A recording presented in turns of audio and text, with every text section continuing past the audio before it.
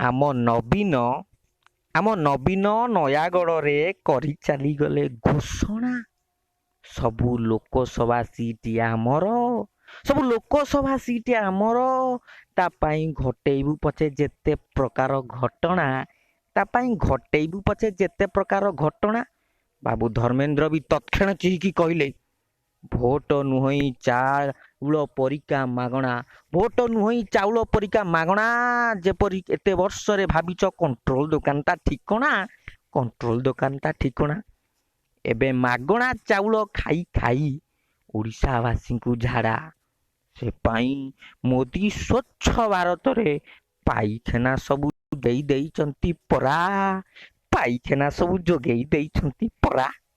ଲୋକେ ଏବେ ସଚେତନ, କରିବେ ମାଗଣା ଜିନିଷ ପ୍ରତ୍ୟାଖ୍ୟାନ, କରିବେ ମାଗଣା ଜିନିଷ ପ୍ରତ୍ୟାଖ୍ୟାନ। ତେଣୁ ଏବେ ଲୋକସଭା ସବୁ ସିଟ୍ ଆମର, ଏଥିରେ ଜମା ଭାଗ ନାହିଁ ତମର, ଏଥିରେ ଜମା ଭାଗ ନାହିଁ ତମର।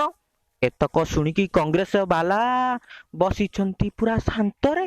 ଲାଗୁଛି ଯେମିତି ରାହୁଲ ଗାନ୍ଧୀଙ୍କ ନାହିଁ ଇଚ୍ଛା, ଲାଗୁଛି ଯେମିତି ରାହୁଲ ଗାନ୍ଧୀଙ୍କ ନାହିଁ ଇଚ୍ଛା ସରକାର ଗଢ଼ିବାକୁ କେନ୍ଦ୍ରରେ, ସରକାର ଗଢ଼ିବାକୁ କେନ୍ଦ୍ରରେ। କିନ୍ତୁ ଭୋଟର ବସିଛନ୍ତି ଭାରି ମଜାରେ, ସରକାର ଯିଏ ଗଢ଼ୁ କେନ୍ଦ୍ରରେ, ଓଡ଼ିଶା ଗଣା ଯେ ଯାଏଁ ପଛୁଆ ରାଜ୍ୟରେ, ଓଡ଼ିଶା ଗଣା ଯେ ଯାଏଁ ପଛୁଆ ରାଜ୍ୟରେ। ଜନ୍ମରୁ ମୃତ୍ୟୁ ସବୁ ମିଳୁଥିବ ମାଗଣାରେ, ଜନ୍ମରୁ ମୃତ୍ୟୁ ସବୁ ମିଳୁଥିବ ମାଗଣାରେ। ଜୟ ଜଗନ୍ନାଥ।